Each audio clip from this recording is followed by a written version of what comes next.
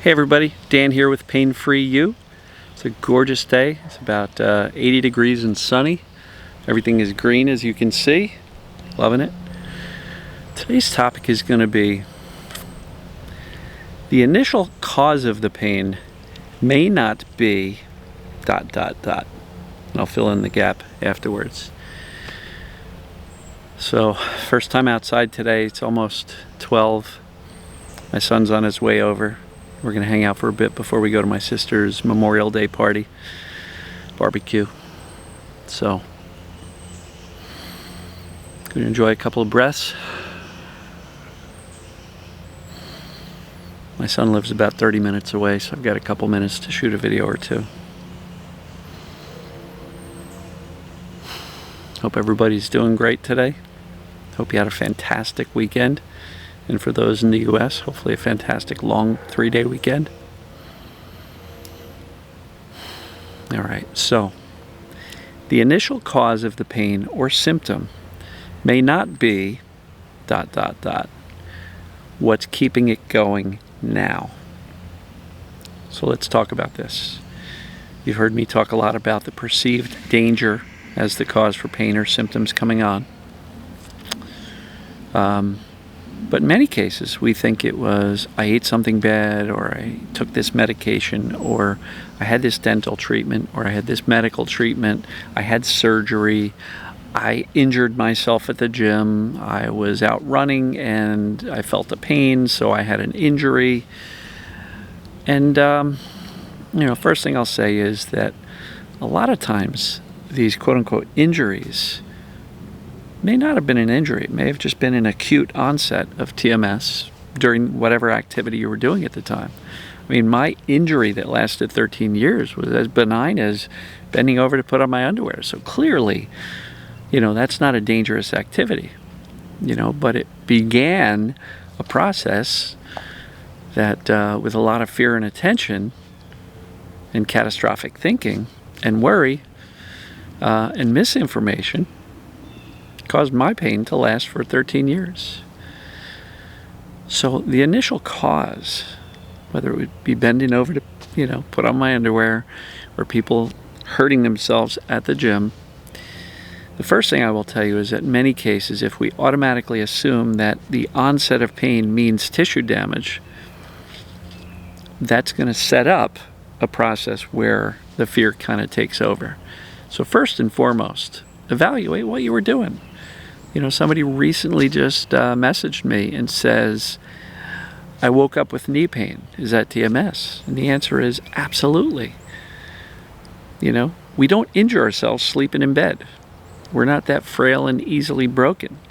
If you look back at earlier times, we didn't have these Tempur-Pedic fancy pillow top mattresses. We slept on cots or beds made of straw, or even on the dirt in the cave floor. The human body is extremely resilient. It is absolutely not weak, frail, and easily broken. We don't hurt ourselves sleeping. The onset of pain during sleep or when we wake up is not evidence of an injury during sleep. And so I talk a lot about this perceived danger pain. But keep in mind, many of these pains are many of these perceived dangers are outside of our conscious awareness. Sometimes we're not thinking of something and saying, oh, I'm scared of that. Sometimes the brain, always vigilant, is making connections between what's going on and, perceived danger or something that may have happened in the past. And if the brain goes, uh-oh, they're doing something, it may utilize pain to warn us against doing that thing. Now, how the heck does that happen when we're sleeping? Well, the subconscious brain does not rest while we sleep. So who knows, the content of our dreams? But we don't have to figure it out. Because the next question I often get is, well, how do I stop that, Dan? How can I stop something if I'm sleeping? You can't. But what you can do is, if you wake up with pain, you can respond to it differently. Instead of panicking and saying, oh my God, what did I do? How did I injure myself? It hurt when I got out of bed. you can say, isn't that fascinating? My brain must have encountered something during sleep that it perceived as dangerous and turned on some pain. And you don't have to figure it out. But you also don't have to freak out and overreact to it. And the quicker you get dialed in with the whole nothing bad happened, my brain just perceived something happening. But perceived doesn't mean actual danger. So if something happens and you wake up with pain that wasn't there before, okay. Do your best not to react, and it will pass so much sooner than if you freak out, jump onto the internet, start researching, call your doctor, schedule an appointment, right? So the initial onset of symptoms, whatever caused it or triggered it, may not be what is keeping it going. Some people say, oh, it started with medication, so I've got a medication injury. Well, how long was that? 3 years ago? How long does the medication stay in your system? Oh, I don't know, a few days, a week, whatever it may be. So how do you know the medication is what's still causing the problem months or years later? Well, that's what started it. That doesn't mean that's what's keeping it going. What ends up happening is once we have an onset of symptoms, our response to them will determine really how intense they get and how long they stick around. Right? Because if we respond to symptoms with fear, freak out, worry, anxiety, catastrophic thinking, running around from doctor to doctor to doctor to try to figure it out. What did I do? How did this happen? How can I fix this really fast? The fear and attention we give to those symptoms causes them to last longer. Simply put, the brain learns them through neuroplasticity. And so it's really quite simple. If you encounter a new symptom, the best response is always a calm one, connecting the dots and going, well, it certainly seems like TMS. If I've had TMS before, or even if I haven't, I've got a new symptom.